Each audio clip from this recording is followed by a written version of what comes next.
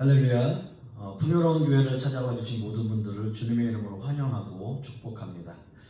저는 오늘 여러분들과 함께 진리를 위한 싸움이라고 하는 말씀의 제목으로 함께 은혜의 말씀을 나누고자 합니다. 먼저 오늘 본문은 이렇게 시작을 합니다. 너희는 마음에 근심하지 말라. 이렇게 말씀이 시작돼요. 예수님께서 이렇게 말씀을 하시는 것은 지금 제자들에게 뭔가 근심거리가 있다라는 반증 아닐까요? 그렇다면 제자들의 상황을 한번 보겠습니다. 모든 것을 버려두고 예수님을 쫓았습니다. 자신의 인생을 예수님께 건 사람들이에요. 예수님이라면, 예수님의 능력이라면 지금 이 민족이 겪고 있는 모든 문제 다 해결하고 다윗의 영광의 그 시대를 다시 누릴 수 있는 그런 나라를 세우실 수 있는 분이다 라는 생각을 하면서 예수님은 3년이나 쫓아다녔습니다. 만약 그렇게만 된다면 예수님이 세우신 나라에서 한 자리씩 차지할 수 있는 그런 생각을 하면서 예수님을 따라다닌 거죠. 그런데 예수님께서는 이렇게 말씀을 하셨어요. 너희 중 하나가 나를 팔 것이다. 이 말씀을 하시는 겁니다. 이 말씀으로 제자들이 받은 충격은 참 너무나 큽니다. 자신들 중에 배신자가 있다라는 것도 굉장히 큰 충격을 가지고 있지만 예수님께서 그렇게 쉽게 팔릴 수 있는 존재인가? 라는 생각 때문에도 더 심한 충격을 받을 수밖에 없는 거죠. 예수님이 어떤 분이십니까? 병자를 고치시고 죽은 자도 말씀으로만 살리시는 그런 능력을 가지고 계신 분이 고작 자신들 중에 있는 그 사람들 중에 배신자에게 팔려서 결국 십자가에 돌아가실 수밖에 없는 분이신가 라고 하는 이 상황이 그들에겐 너무나 충격적인 일이었다라고 하는 거죠. 지금 예수님과 함께 있는 11제자에게 너무나 혼란스러운 상황이었을 거예요. 그리고 그렇게 혼란스러운 밤이 계속되고 있습니다. 예루살렘에 입성하실 때만 해도 수없이 많은 군중들이 예수님을 환호하고 있었고 예수님이 말씀만 하시면 모두가 다 함께 힘을 합쳐서 로마와 싸울 준비가 되어 있는데 예수님의 말씀은 뜻밖에도 예수님은 그런 제자들의 마음을 읽고 계시듯이 너희는 마음에 근심하지 말라. 이렇게 말씀을 시작하시는 거예요. 그리고 하나님을 믿으니 또 나를 믿으라 라고 말씀을 하십니다. 너무나 큰 충격과 혼란 속에 빠져있는 이 제자들의 마음을 아시고 예수님이 하신 말씀이 바로 너희는 근심하지 말라라는 거예요. 지금 제자들에게 요구되는 것은 근심을 버리고 예수님을 믿는 믿음, 그것을 강조하고 계시는 겁니다. 이제 제자들은 자신들이 상상하지 못하는 혼란을 겪게 됩니다. 지금은 알 수 없지만 단 몇 시간만 지나고 나면 예수님이 어떤 모습이 되실지 상상도 못하는 일이 그들에게 벌어지게 될 거예요. 그런 일들이 제자들에게 닥칠 것을 아시는 예수님은 제자들에게 지금 필요한 것은 믿음이다 라고 말씀하고 계시는 거죠. 조금 있으면 내가 잡혀갈 것이고 내가 예언한 나를 파는 자가 올 것이고 내가 문책을 당할 것이고 내가 살이 찢길 것이고 내가 피가 튀는 모습을 너희들이 볼 것이고 그리고 처참하게 십자가에 달려 죽는 모습을 너희들은 볼 것이다 라는 거예요. 이런 모든 상황을 다 본다 할지라도 이런 처참한 일들이 너희에게 보여진다 할지라도 너희는 믿음을 잃지 말아라 라고 말씀하시는 거죠. 그리고 하나님을 믿으니 또 나를 믿으라. 예수님은 제자들의 믿음을 독려하고 있어요. 그리고 지금까지는 주님의 길을 아무도 따라올 수 없다라고 하셨지만 그 길을 먼저 예수님께서 예비하신다면 너희들도 그 제자들도 그 길을 따라올 수 있을 것이다 라고 말씀을 하십니다. 자, 이렇게 말씀을 하시니까요 제자들은 더 마음에 근심이 생기고 도무지 예수님이 말씀하시는 그 의도를 알아차릴 수가 없었던 거예요. 너무나 당연합니다. 아직 그들 앞에 벌어지지 않은 일들이기 때문에 도저히 그들은 어떤 상황인지 알 수가 없는 거죠. 결국 제자 중 하나인 도마가 이렇게 예수님께 여쭤요. 도마가 이르되 주여, 주께서 어디로 가시는지 우리가 알지 못하거늘 그 길을 어찌 알겠사옵나이까? 라고 말을 해요. 아마도 그 당시에 함께 있었던 다른 제자들도 이 생각을 하고 있었을 거예요. 도대체 어디로 가시는 걸까? 우리가 그 길을 알지 못하는데 우리가 어떻게 쫓아갈 수 있을까? 예수님께 너무나 질문하고 싶었겠죠. 제자인 도마가 이렇게 질문을 했습니다. 도마는 솔직한 마음으로 예수님께 여쭌 거예요. 궁금하니까요. 알고 싶으니까 여쭌 겁니다. 어디로 가시는지 알지 못하는데 우리가 어떻게 따라갑니까? 라는 거예요. 도대체 주님 어디로 가시는 겁니까? 알려주십시오. 이 질문을 하고 있는 거죠. 그러나 도마나 제자들이 따르려고 하는 길과 예수님께서 말씀하시는 그 길은 다른 길이었어요. 민족의 해방을 갈망하며 높은 권력을 차지하려고 하는 그 제자들의 생각과 예수님의 생각은 완전히 다른 길을 말하고 있는 거죠. 예수님은 고난의 길, 역경의 길, 십자가의 길을 말씀하신 겁니다. 그리고 예수님은 모든 제자들에게 이제 자기 선언을 하세요. 예수님의 자기 선언. 나는 무엇이다 라고 하시는 자기 선언이에요. 예수께서 이르시되 내가 곧 길이요 진리요 생명이니 나로 말미암지 않고는 아버지께로 올 자가 없느니라 라는 자기 선언을 하세요. 나는 길이고 진리고 생명이다 라는 거예요. 나는 양의 목자다. 이렇게 말씀하시는 것처럼 자기 선언을 하고 계시는 겁니다. 예수님을 통해서만 갈 수 있는 길이에요. 예수님으로 말미암지 않고서는 갈 수 없는 길입니다. 예수님을 통해서만 갈 수 있어요. 예수님만이 길이고 예수님만이 진리이고 예수님만이 생명이에요. 예수님을 통해서만 얻어질 수 있는 구원의 길입니다.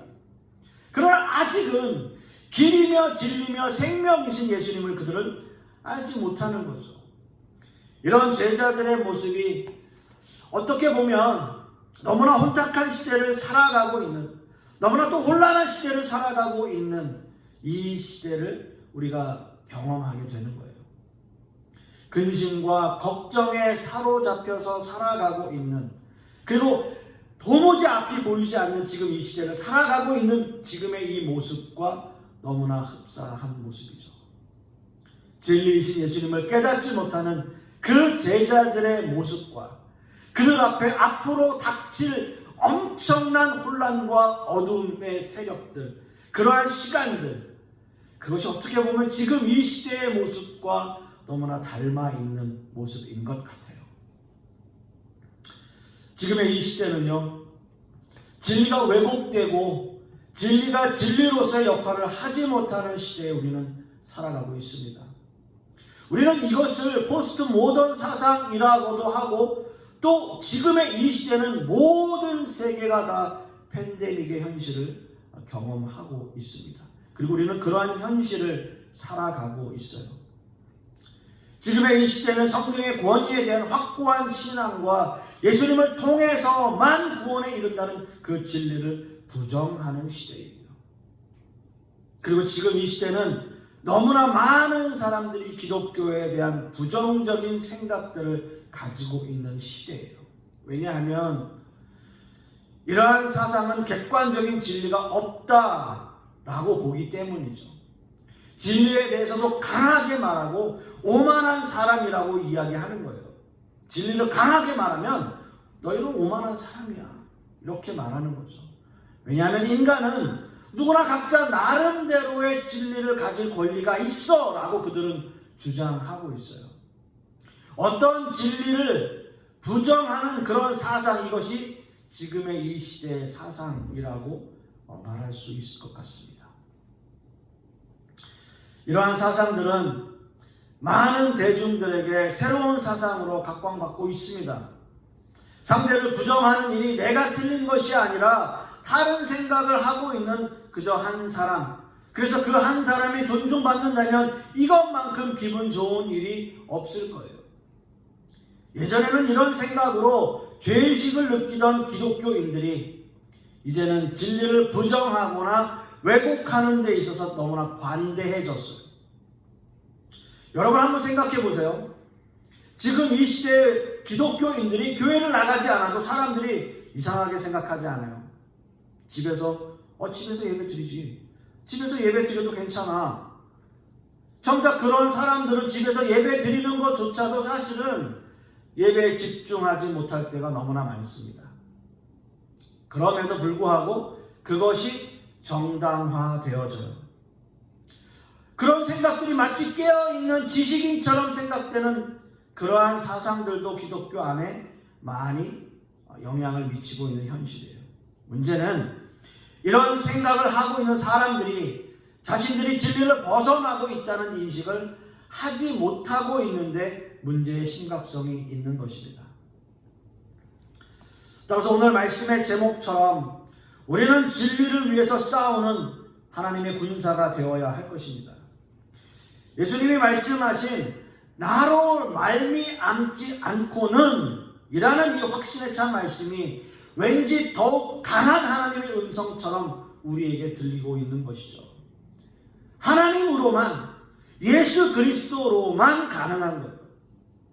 예수님으로만 구원받는 확실한 기독교 신앙이 어떻게 왜곡되어지고 그 진리의 말씀들이 어떻게 공격받고 있는 것일까요? 모든 진리가 왜곡되어지는 지금의 이 시대, 포스트 모던 시대 또는 팬데믹의 시대, 우리는 그런 시대를 살아가고 있습니다. 우리는 어떤 무기를 가지고 이 시대 가운데서 진리의 전쟁을 해나가며 진리의 싸움을 싸워야 할까요? 두 가지의 주제를 함께 말씀을 나누길 원하는데요. 첫째는 공격받고 있는 진리라는 겁니다. 오늘 함께 읽은 말씀 6절의 말씀을 함께 보십시오. 예수께서 이르시되 내가 곧 길이요 진리요 생명이니 나로 말미암지 않고는 아버지께로 올 자가 없느니라. 예수님께서 하신 자기 선언이십니다. 오직 예수님으로만 갈 수 있는 이 구원의 진리, 그것이 공격받고 있다라는 거죠.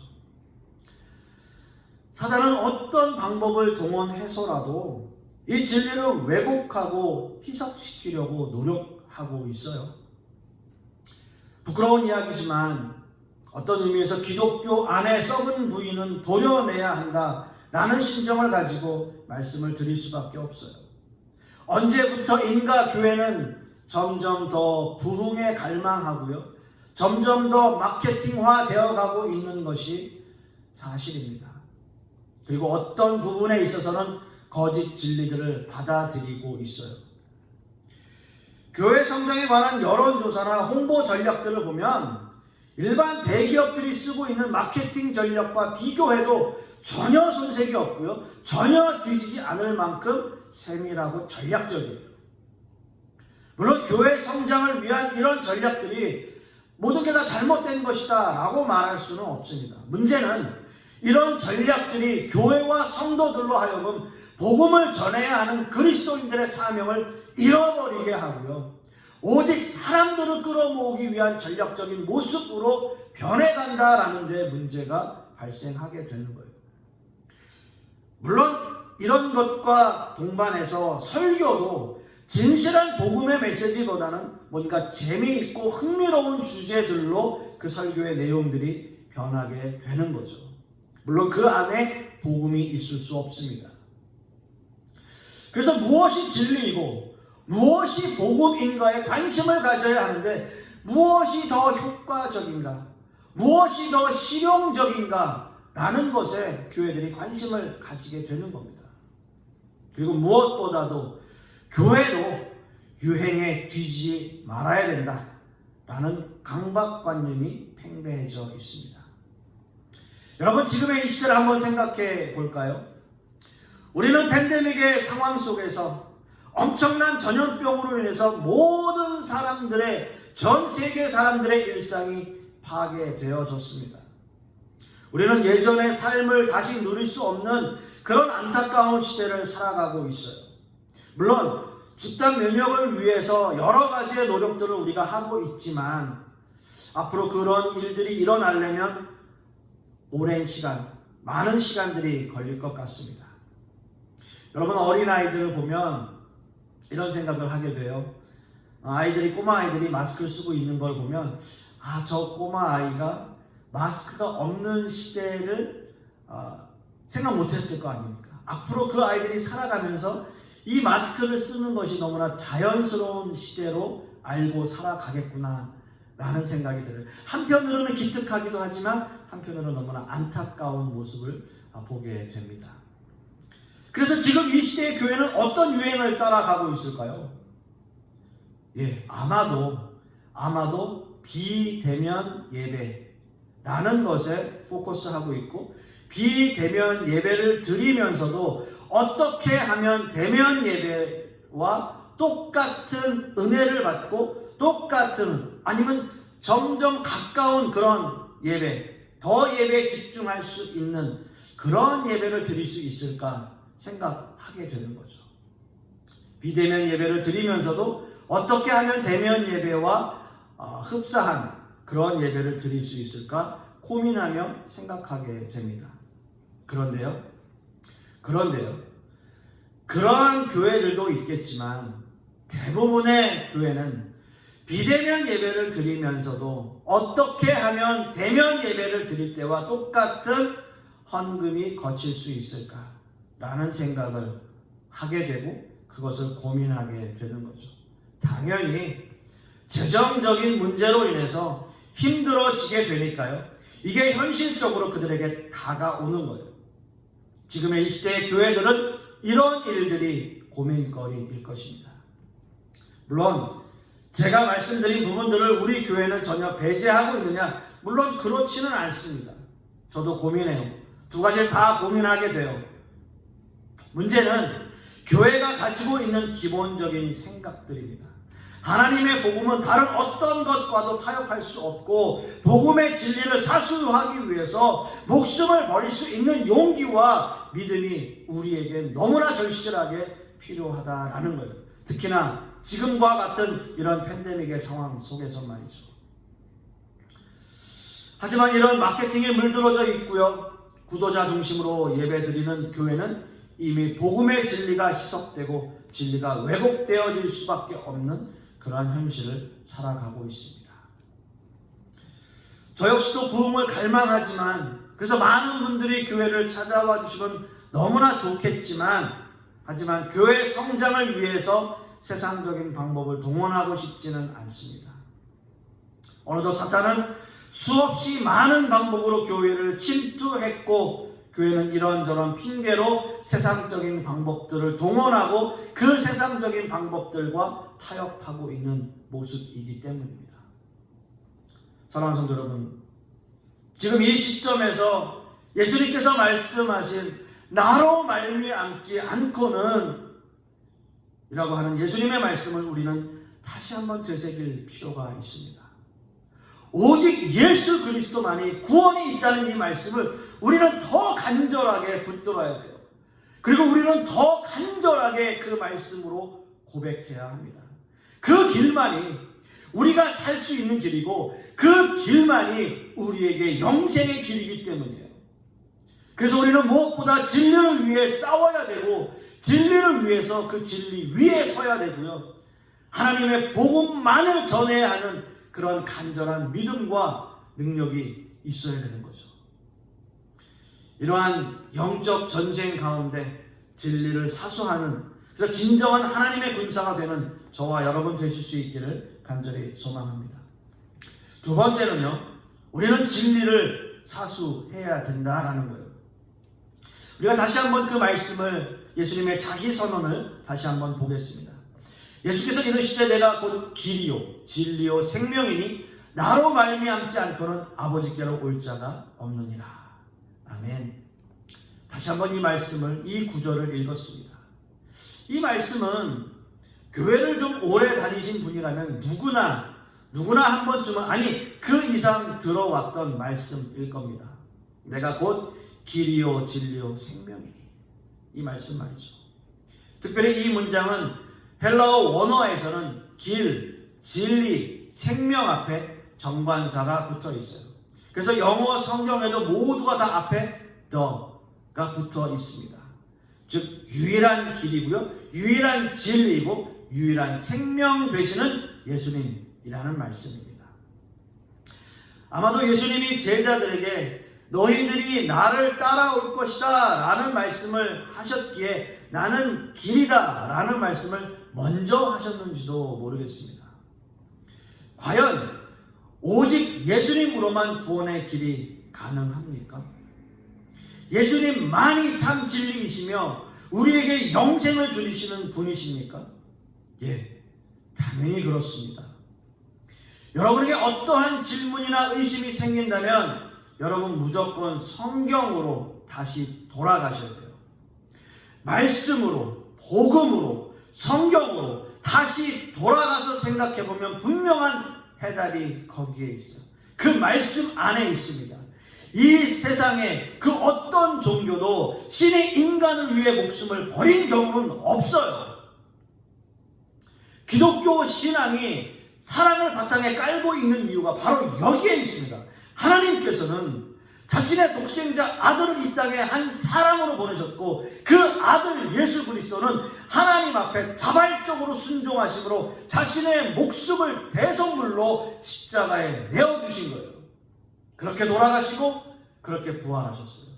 그리고 그뿐만 아니라 다시 살아나셔서 우리에게 부활에 대한 소망의 첫 열매를 보여주셨습니다. 우리에게 다시 사는 소망을 주신 분이 바로 예수 그리스도이십니다. 여러분, 예수님께서 다시 부활하시고 승천하신 그 모습은 수없이 많은 사람들이 목격했어요. 역사적 근거가 성경 안에 기록되어 있어요. 지난주에 제가 함께 말씀을 나누었던 것처럼 수없이 많은 사람들이 예수님을 직접 목격했습니다. 이렇게 여러분, 기독교는 역사적인 사실과 확실한 말씀의 토대 위에 세워진 종교예요. 1600년이라는 긴 세월 동안 40명에 가까운 그 다양한 직업을 가진 저자들이 하나님의 말씀을 기록했지만 그 주제는 단 하나, 예수 그리스도라는 하나의 주제를 가지고 기록된 것이 하나님의 말씀, 바로 성경입니다. 이렇게 하나님의 말씀은 정확하고 세밀하게 모든 시대를 아우르며 지금까지도 이 말씀들이 살아서 우리의 삶에 역사하고 우리의 삶을 주관하고 있는 겁니다. 여러분, 기독교를요, 그저 일반적인, 그저 여러 다른 종교와 같은 하나로 보지 마셔야 돼요. 그저 신비로운 종교 중에 하나로 보면 안 됩니다. 교회 가면 그냥 미친 사람들처럼 기도하는 모습만 떠올리고 목회자들은 그저 재미있는 설교를 하고 헌금이나 강요하는 그런 곳이 교회가 아니에요. 교회는 하나님의 말씀 위에 서서 예수 그리스도의 복음을 전하는 곳이고요, 모든 성도들이 영적으로 성숙해지고 말씀이 그 마음에 충만해져서 그리스도의 사랑으로 충만하고, 이것이 진정한 교회이고 성도의 모습입니다. 교회는 하나님의 영적 군사를 배출하는 훈련 장소이고요, 영적으로 혼탁하고 분별하기 어려운 시대에서 하나님의 말씀으로 바로 서기 위한 훈련 장소여야 하는 거예요. 우리는 늘 복음 위에 머물러 있어야 돼요. 복음이 우리의 삶의 중심이 되는, 그래서 늘 말씀을 묵상하고 기도와 예배로 나아가는 곳, 그것이 바로 교회입니다. 사랑하는 성도 여러분, 마지막으로 제가 참 너무나 존경하는 존 메가더 목사님의 진리전쟁이라는 책을 인용하면서 오늘의 말씀을 마치려고 합니다. 이런 말씀을 하셨어요. 교회가 분별력을 갖추기 위해서는 우선 영적으로 성장해야만 한다. 이 시대에 영적으로 성장한다는 것은 상대주의적 시대정신에 대치하면서 우리 자신을 하나님의 말씀에 부지런히 적용시킨다는 의미이다. 하룻밤 사이에 혹은 신비한 경험을 통해 분별력을 가질 수는 없다. 분별력은 훈련을 통해 하나님의 진리의 말씀을 이해하고 진리를 우리의 삶에 적용하는 법을 배운 뒤에야 얻을 수 있다 라고 말씀을 하셨습니다.